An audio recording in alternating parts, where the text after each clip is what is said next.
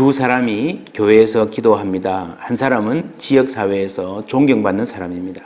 모두가 입을 모아 칭찬하고 친하고 싶어하는 그런 신사, 젠틀맨입니다. 그 사람 내 친구야 하면 다들 부러운 눈으로 쳐다보는 그런 사람. 교회도 열심히 다니고 공부도 많이 했고 말투와 옷차림도 세련된 사람, 교양과 매너를 갖춘 완벽한 신사라고 할 수 있습니다. 그런데 이 사람은 기도하면서 교만합니다. 저기 저 뒤쪽에서 기도하는 사람을 무시하는 말까지 합니다. 하나님, 나는 이웃도 많이 돕고 선행도 많이 하고 사람들 많이 도와주고 아이들도 반듯하게 키우고 교회 봉사도 열심히 합니다. 제가 이렇게 살 수 있어서 얼마나 감사한지요. 저기 있는 저 사람 같지 않아서. 근데 이 지목된 이 사람은 사람들이 다 싫어하는 사람입니다. 정직하지 못하다고 소문난 사람입니다. 행실이 좋지 않다고. 내 아이들이 그 집 아이들하고 어울린다 그러면 그 부모가 화들짝 놀라서 주의를 줄 것 같은 그런 사람입니다. 그런데 예수님은 이 두 사람의 기도에 대해서 이렇게 말씀하셨습니다. 내가 너희에게 이르노니 이에 저 바리새인이 아니고 그 신사가 아니고 이 사람이 품행이 좋지 않다고 손가락질 받는 이 사람이 의롭다 하심을 받고 그의 집으로 내려갔느니라. 무릇 자기를 높이는 자는 낮아지고 자기를 낮추는 자는 높아지리라고 말씀하셨습니다. 왜일까요? 그 차이가 어디 있을까요? 이 사람, 비난받았던 이 사람이 기도한 태도, 예수님 말씀하셨어요. 멀리 서서 감히 눈을 들어 하늘을 쳐다보지도 못하고. 여러분 기억나시죠? 기도의 자세 이야기할 때에 대부분 유대인들은 서서 손을 들고 하늘을 쳐다보고 기도했습니다. 다들 그렇게 기도하는데 자신은 그렇게 기도할 자격도 없다라고 생각을 했던 것 같아요. 다만 가슴을 치며 이르되 하나님이여 불쌍히 여기소서 나는 죄인으로소이다 하였느니라. 예수님 말씀입니다. 여러분 얼마나 큰 충격입니까? 반전이죠. 여러분 당시 사람들이 이 말을 듣다가 얼마나 깜짝 놀랐을까요? 예를 들면 대학 입시에서 3년 내내 전교 1등 하던 학생은 떨어지고 꼴찌, 졸업이나 할 수 있을까 하는 그 아이가 합격했다는 소식 정도의 충격입니다. 우리는 이 이야기에 충격을 받아야 됩니다.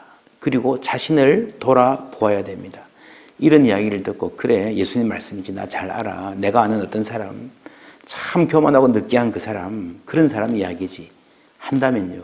이 사람은 이 신사 바리새인 느끼한 목소리로 기도하는 사람과 비슷한 위치에 서 있을 가능성이 많습니다. 위험합니다. 이 말씀을 듣고 이게 혹시 내 이야기가 아닐까? 내가 자신을 돌아봐야 되지 않을까? 나도 모르는 사이에 교만의 때가 끼지 않았을까? 여러분 살다 보면 때가 끼잖아요. 깨끗한 옷을 입고 다녀도 나도 모르게 검정이 묻을 수 있잖아요. 교만의 때입니다. 이 책에서 이런 말이 나옵니다. 사람들이 교만한 사람을 싫어하죠. 하나님도 교만한 사람들을 대적하신다 그랬습니다. 여러분 대적이란 말이 얼마나 무서운 말입니까? 여러분 누군가가 나를 따라다니면서 대적하면 우리가 잘 살 수 있겠습니까? 특별히 어떤 사회에서 그룹에서 힘 있는 분을 내가 대적으로 만들어 놓고 사사건건 부딪히는 상황이라면 여러분 살아남을 수 있겠습니까? 여러분 교만은 사람들이 싫어하고 하나님이 대적한다 그랬어요. 그런데 교만의 유익이 하나도 없는데 왜 우리는 교만할까요? 두 가지입니다. 하나는 인간의 본성이 타락한 본성이 교만으로 향해 있습니다. 두 번째는 현대 문화가 교만을 부추깁니다. 자꾸 자신을 내세워야 살아남을 수 있을 것 같은 그런 압박감을 계속해서 주기 때문에 우리의 삶에 깨끗한 그릇에도 금방 때가 묻듯이 우리의 삶에 교만의 때가 끼기가 쉽습니다. 그래서 말씀의 거울에 자신을 비추어 보고 날마다 자신을 닦아야 됩니다. 그래서 기도할 때마다 특별히 기도할 때마다 우리가 교만의 때를 닦아내는 겸손의 때라고 보시면 좋습니다. 시편 131편에 이런 말씀 나오죠.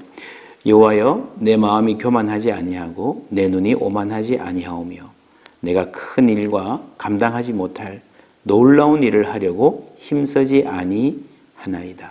실로 내가 내 영혼으로 고요하고 평온하게 하기를 젖된 아이가 그의 어머니 품에 있음 같게 하였나니 내 영혼이 젖된 아이와 같도다. 소박한 마음, 겸손한 마음, 큰 일을 해야 하나님께 뭐가 도움이 될 거다 그게 아니고요. 정말 젖된 아이가 저절 배불리 먹고 엄마 품에 만족하고 잠들어 있는 아기 같은 내가 기도하는 나를 생각하면 가장 행복한 기도의 모습은 하나님의 품에 안겨 있는 어린 아이 같은 그런 마음으로 평온한 마음으로 기도하기를 원합니다. 여러분 이게 진짜 겸손 아니겠습니까? 사람들하고 비교해서 내가 좀 더 낮아져야지. 물론 그것도 겸손이지만 하나님 안에서 하나님을 의지하고 아기같이 아기가 엄마 부르면서 엄마가 와서 안아주면 거기서 모든 걸 만족하듯이 하나님으로 만족하는 마음, 그것이 바로 겸손일 겁니다. 신약성 야고보서에는 이렇게 말했습니다. 4장 6절에 그러나 더욱 큰 은혜를 주시나니 그러므로 일렀으되 하나님이 교만한 자를 물리치시고 겸손한 자에게 은혜를 주신다 하였느니라 하고 이어서요. 그런즉 너희는 하나님께 복종할지어다 마귀를 대적하라 그리하면 너희를 피하리라. 이 책에 보니까 이렇게 해설했습니다. 겸손한 자에게 은혜를 주신다, 교만한 자를 물리치신다 말하고 나서 바로 마귀를 대적하라 라고 말한 걸 볼 때에 우리를 넘어뜨리는 마귀, 우리의 삶을 힘들게 망쳐놓는 멸망하게 하는 그 마귀의 가장 큰 무기가 우리를 교만하게 만든다는 거죠. 다시 말씀드리면 첫 번째 우리 인간이 본성이 교만하게 되어 있기 때문에 우리는 교만하고요. 교만하지 말아야 된다는 걸 알면서도 두 번째는 현대 문화가 교만으로 향해 있습니다. 세 번째로요, 이 마귀가 우리를 교만하게 한다는 거죠. 그래서 겸손도 전쟁입니다. 하나님 앞에서 끊임없이 무릎 꿇고 겸손하고 한 사람들이 결국에는 하나님께 쓰임을 받을 뿐 아니라 나 자신의 마음의 평안도 누릴 수 있습니다. 그래서 그 다음에 8절에 하나님을 가까이 하라 그리하면 너희를 가까이 하시리라. 우리가 하나님이 겸손한 자에게 은혜를 베푼다는 것을 알면 우리를 교만하게 하는 마귀를 대적하고 그리고 하나님을 가까이 하는 거죠.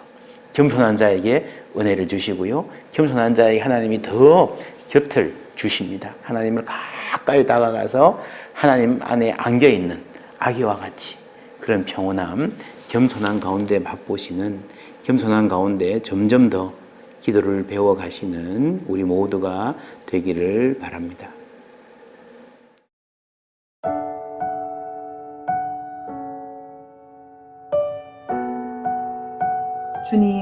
주님을 향한 저의 한결같은 충성심이나 죄에 대한 자각이나 회개에 대한 필요성이나 매사에 주를 겸손히 의지하려는 노력보다 저를 먼저 내세우며 교만했던 적이 얼마나 많았는지 모르겠습니다. 그러나 스스로를 세우려고 그렇게 애쓰고 노력했음에도 실제로는 주님과의 관계를 무너뜨리고 있었음을 이제야 알았습니다. 주님, 오늘 감사하는 마음만 가지고 당신께 나아갑니다. 제 안에 있는 교만을 없애주시고 있는 그대로의 저의 실상을 보도록 도와주소서. 주님이 늘 먼저 영광을 받으소서. 예수님의 이름으로 기도합니다.